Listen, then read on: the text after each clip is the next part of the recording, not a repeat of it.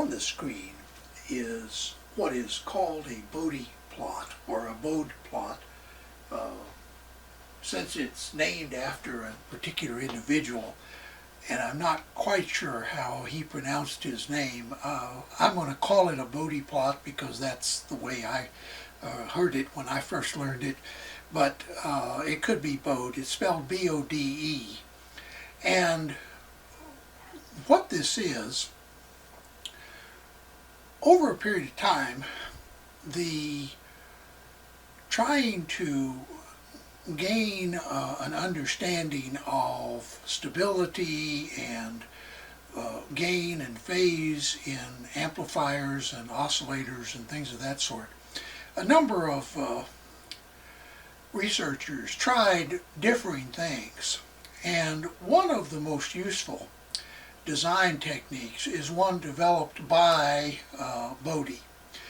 What he did was plotted the gain and the phase of a network over a range of frequencies, and he plotted the gain in decibels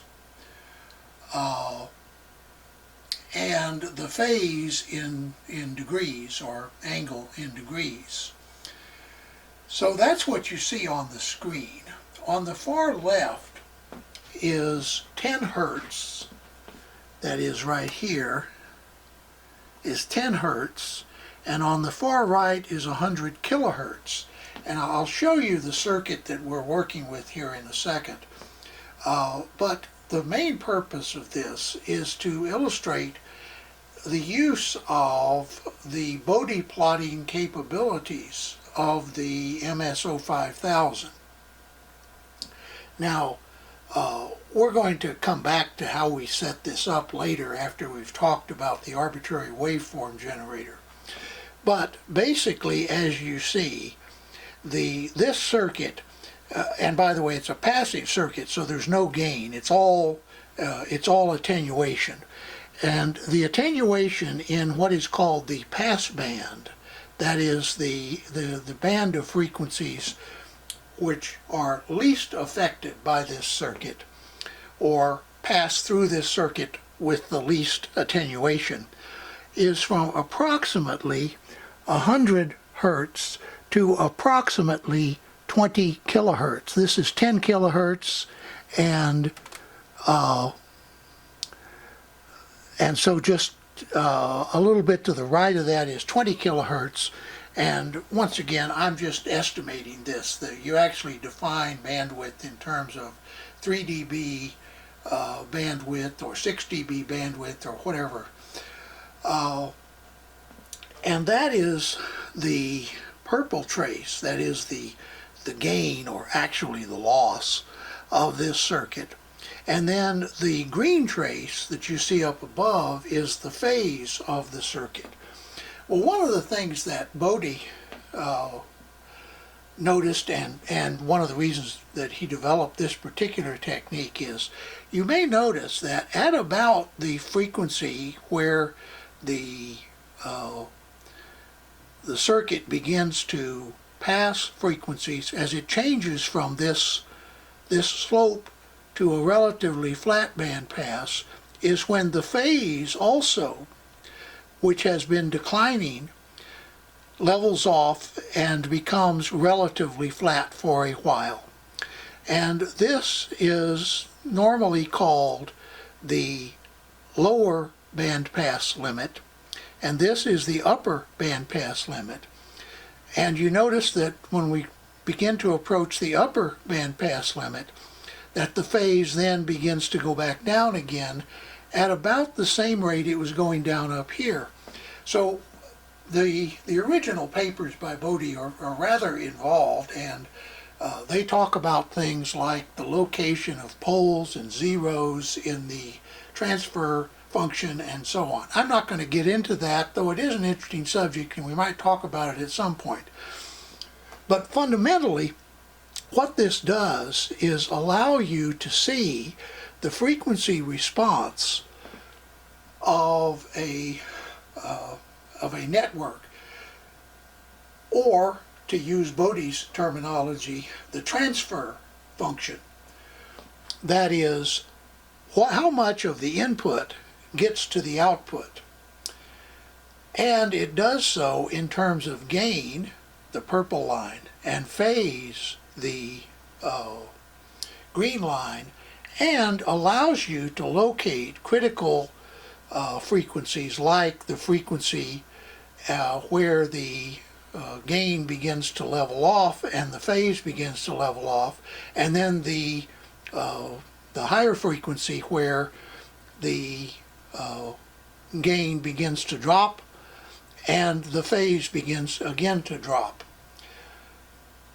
Like I say, the Bode plot is an involved subject, and you can learn a lot about networks by studying those papers by Bode, but we're not going to talk about that. Instead, we're going to come back in a little bit after we've talked about the arbitrary waveform generator and set this back up on a little test circuit.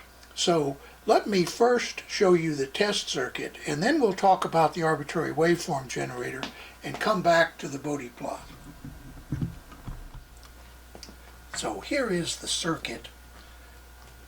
At the top is the breadboard with the circuit on it. At the bottom is a schematic of the circuit, and I'm not going to put component values on here because you can choose your own.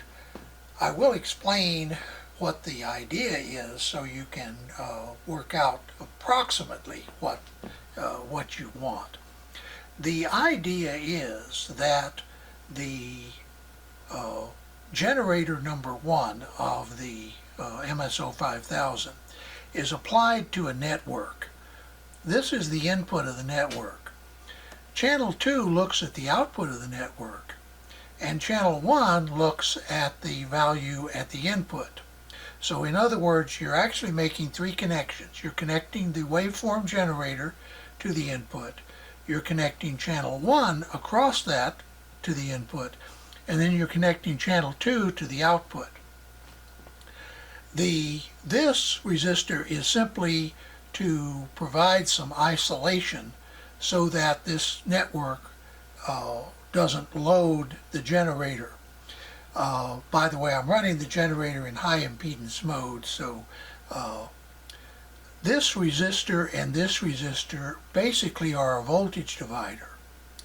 Then this capacitor provides coupling for AC signals to the output.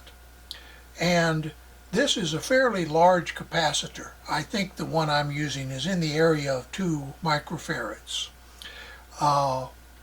Then there is a resistor at the output which is just there to develop an output voltage. I think it's about 1K in this circuit. And then a capacitor is placed across that. So what's the purpose of these various things? Well, this capacitor causes this network to have a roll-off at low frequencies. At DC, for example, this capacitor is an open circuit, so there's no output. No matter how much input you put in, there's no output.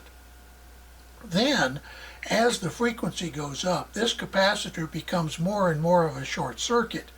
And so it basically, this capacitor sets the low frequency roll-off of this circuit. This capacitor across the output sets the high frequency roll-off. As the frequencies get higher, this capacitor becomes more and more of a short. When this capacitor is, the reactance of this capacitor is equal to this resistor, then half of the current flows through the capacitor and half through the resistor. The idea is that this capacitor sets the high frequency roll-off of this network. Now, a better network would be to use an operational amplifier or some other active device so that we had gain instead of loss. But I didn't want to get ahead of the game for those who may not have yet studied operational amplifiers. So all you really need to understand this circuit is basic AC and DC circuit theory, mostly AC theory. Generator provides the input voltage. channel 1 measures that input voltage. That voltage then comes through to the output where channel 2 measures the output. And the network in between provides that very little or a lot of loss at low frequencies, 6 dB of loss, and I did this, I arranged this circuit so I'd have roughly half the input is at the output in the passband, so that's 6 dB. So basically this circuit provides 6 dB of loss from about 100 kilohertz to about 100 hertz to about 20 kilohertz, and it provides more loss outside that range. So this is what we hooked up. Let's now talk a little bit about this arbitrary waveform generator, and then we will come back to this when we're before we close this video. So here we have the oscilloscope set up as it would come up with channel 1 and channel 2 enabled, but the arbitrary waveform generator disabled. Now, the arbitrary waveform generator outputs are down here. Let me turn on some more light.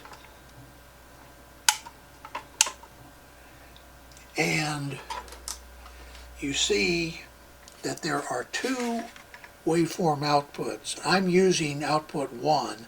This is output 2. And there is a label in there, but it's really hard to see. So just take my word for it that the one on the left is generator 1 and the one on the right is generator 2. So on the panel of the Rigol oscilloscope, there are two buttons, G1 and G2, that turn those generators on. I'm going to turn on generator 1, and let's pan a little to the left here when I do that. You notice that when the generator is on, by the way, the first push brings up the menu so you can set up the generator. The second push enables the generator. It's very much like the way that the channels work, where you push a channel and it brings up the menu. You push it again and it either enables or disables the channel.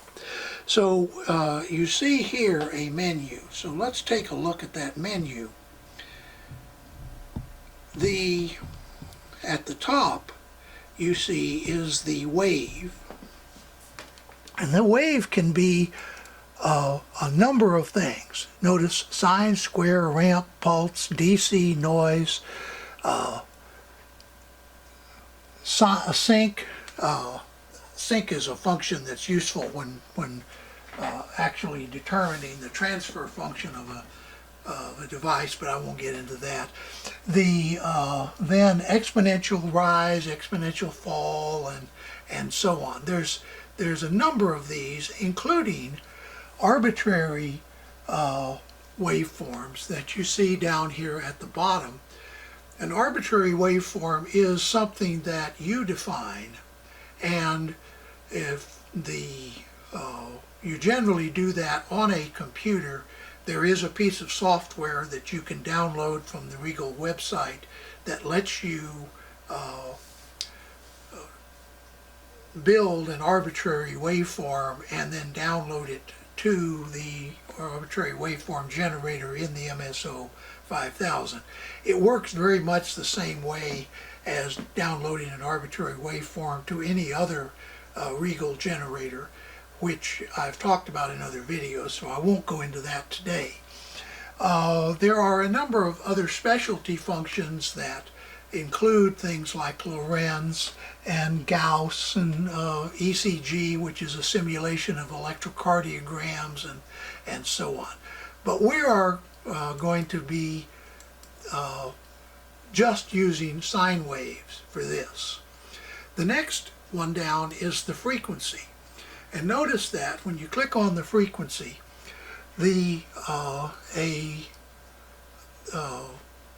keyboard comes up and you can enter various values. I have it set right now to 1 kilohertz. We could set it to, for example, 500 hertz.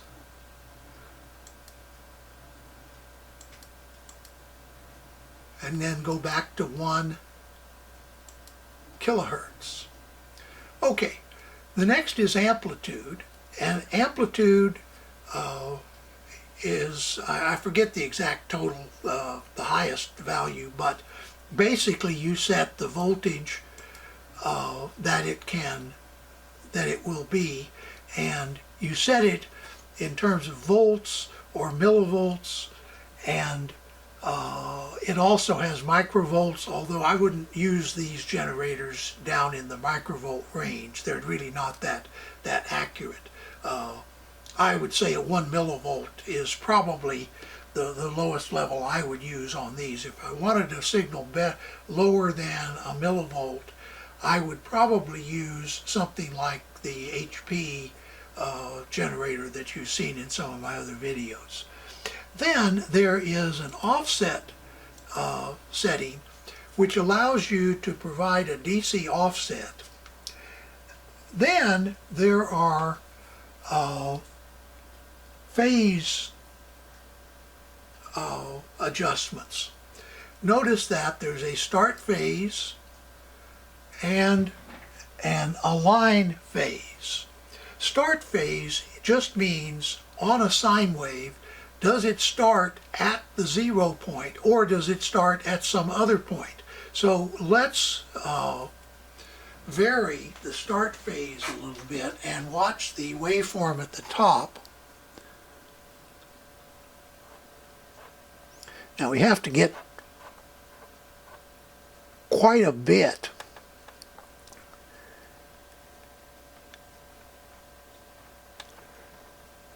for you to be able to see this.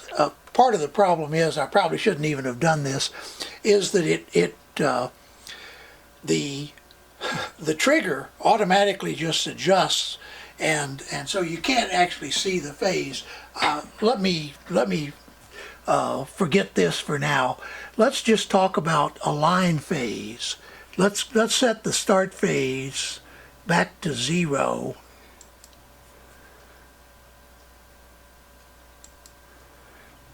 And then we're going to click on align phase.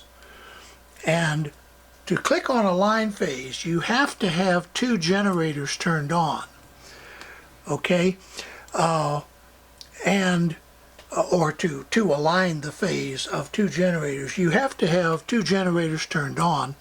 So for today, we're not going to talk about that, but you can align and you can adjust the parameters of the arbitrary waveform generator. Let's take a look at the additional things you can do. In addition to just a regular wave, sine, square, pulse, and so on, you can also do modulation, you can do sweep, and you can do burst. Now, the Bode plot is actually using the sweep function. Modulation, we've talked about in some other generators. It's basically the same in this. One generator is set to be the carrier, and the other is set to be the modulating wave. And burst, of course, means that you can have the generator put out a signal for a period of time and then wait, go to 0 for a period of time, and then put out the burst again sometime later. We aren't going to do anything on that. What we are going to do is go back to source 1 and click on settings.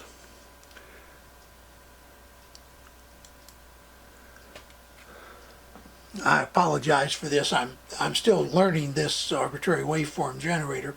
You notice that down here at the bottom, the G1 is lit up, but the G2 is not.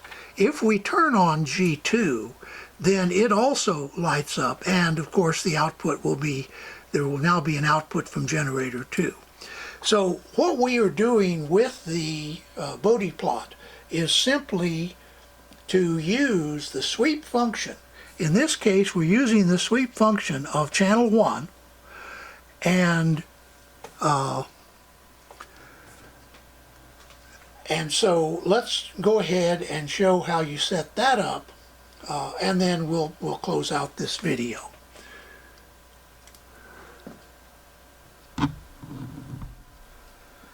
So to set up the Bode plot, there are a number of ways to do it. I find the most convenient to simply use the menu in the lower left-hand corner. You notice that there's an icon here labeled Bode. If you click on that, you get this menu. You can set up the parameters here, and this is amplitude and frequency. Now you may notice that it has a start frequency, a stop frequency, the number of points per decade, and then the amplitude of the signal. In our case, we have the amplitude 1 volt, we have 10 points per decade. We start at 10 hertz and end at 100 kilohertz. Now, so what are these areas over here to the right? Well, those are actually intended where you want to do a Bode plot in bands. In other words, you want a certain amplitude for one frequency range and a different amplitude for some other frequency range. Normally, when you're doing something like an amplifier, a Bode plot of an amplifier, you want the amplitude to remain constant over the entire frequency range. But when you're doing a Bode plot of, for example, a control system, you might want a different amplitude in different parts of the frequency spectrum because of the possibility of overloading. For example, if you're working with a power supply, with feedback, like a switch mode power supply with pulse width modulation or something of that sort, you might want one set of values for the frequencies, say up to 120 hertz or 150 hertz, because that's the primary frequency of the power line. And then you might want a completely different value around the switching frequency. So if the power supply has a switching frequency, say of 65 kilohertz, then you might want a completely different value of amplitude around 65 kilohertz, and so on. While we're on that subject, let's go to Bode and click on Tips. I'm going to close this and click on Tips because I think it's illustrative or informative to take a look at the actual tips they provide. And by the way, I could not find any description from Rigol on how to do a Bode plot on this oscilloscope. And so I clicked on Tips, and what I got is a diagram of how you connect up a power supply or a control system to do a Bode plot. Now that's very nice, but it would be, I think people are more likely to use this scope to do Bode plots of things like amplifiers. So it would be interesting or nice if they would provide a connection diagram for an amplifier. But that's one of the reasons why I'm doing this video. Notice that what they've got here is the arbitrary waveform generator, that's this line right here. It passes through a transformer and then is injected into this power supply. Now you need this transformer if you're actually doing a power supply, because there is voltage on both ends of this resistor, and you do not want that voltage feeding back into the generator. So you use this transformer to isolate. If, for example, this were just an audio amplifier out here, you wouldn't need this transformer. Furthermore, there are some other changes that have been made to the normal power supply to provide a reference voltage for channel 2, an output voltage for channel 2. I won't get into it. There's a good webinar on the Keysight website about the frequency response of switch mode power supplies, that if you're more interested in this, you might go to that and take a look, and they'll explain more about using the isolation transformer and also inserting a little sense resistor and so on. There is a chapter in the manual, at least the 2020 version of the manual, chapter 19, that talks about Bode plots, but the connection diagram that it shows is the same one that you get when you click on tips, which is this one, that is appropriate for testing, for example, a feedback control system. But if what you're testing is, or plotting, is the frequency phase characteristics of an amplifier, or of the amplifier part of an oscillator, for example, or things of that sort, unfortunately, they don't talk enough about, in this chapter, about how you make the necessary connections. So I'm going to assume that the average user will have at least be puzzled a little bit if they try to do an amplifier using the instructions in the manual. And that's why in here, when I mention that there is not anything in the manual on this, what I mean is there's nothing in the manual that I can find on testing an amplifier. There is something on testing a feedback control system like a switching power supply. Let's see, what display type. Oh yeah, let's talk about that. You can either display the wave, which is what we were displaying at the beginning of this video, or you can use a chart. Now, a chart displays the frequency and then the gain and phase values. If you want to output a report, this might be a better form to use. But if all you want to do is to display the wave, then this is the chart you probably want, or the display you probably want to use, which is called wave. Then there is the display, whether it's on or off. You can save your Bode plot, and we've already looked at tips. So let's now start the Bode plot and let it run from 10 Hertz to 100 kilohertz. You'll notice in the upper left-hand corner of the wave display, the frequency shown at the top, then the gain, and then the phase. And it's gathering these points, and they're changing. They change fairly slowly at the beginning because we're doing a logarithmic frequency plot. So in other words, the distance, or the time, from 10 Hertz to 100 Hertz is the same as the time from 100 Hertz to 1 kilohertz. But at the lower frequencies, it takes longer to accumulate enough data to do the plot. So you notice we're starting at the very bottom here with about 17 dB of loss. And that, as the frequency goes up, that loss becomes lower until it levels off at 6 dB, which is basically half, the output is half the input. And notice now it's fairly flat, as is the phase. And then when we get a little above 10 kilohertz, you'll notice that the phase will begin to drop again, and so will the amplitude.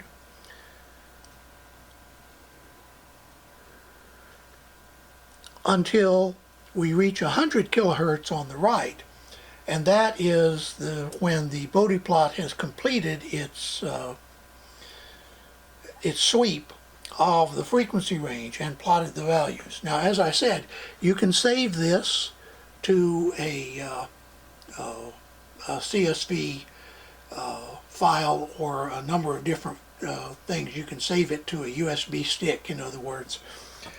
But the whole idea is we're displaying the gain and the phase of a network, in this case from input to output. So I hope this has helped a little bit, and like I said, I couldn't find a formal description by Rigol of how to do a Bode plot, so I made this up myself, kind of by going along and experimenting. By the way, you'll learn a lot by doing that kind of thing. If you're not the kind of person that tends to experiment a lot, I suggest that you take a little risk. Know what you're doing, of course. You don't want to get into high voltages or things of that sort without some real care. But if you're experimenting in a low voltage circuit with relatively minor changes and things of that sort, you'll find that one of the characteristics of the best lab rats I have known is they're curious. They go looking in every little nook and cranny. And that's what I suggest you do if you want to be one of the better lab rats in your organization. At any rate, I hope you enjoyed this video and learned something from it. I am learning as I go along with this MSO5000. I'm impressed with it for the money, especially with the package that I got with it. I think it's a good value, but of course that's the kind of decision that you need to make on your own, and you should compare all the other alternatives that are available before you decide which way to go. But this scope has some additional things to teach us in some videos to come. I hope you'll stay tuned for those. I also hope that in all your sniffing around the lab, you stay safe, and hopefully you'll have a nice day with your power supply.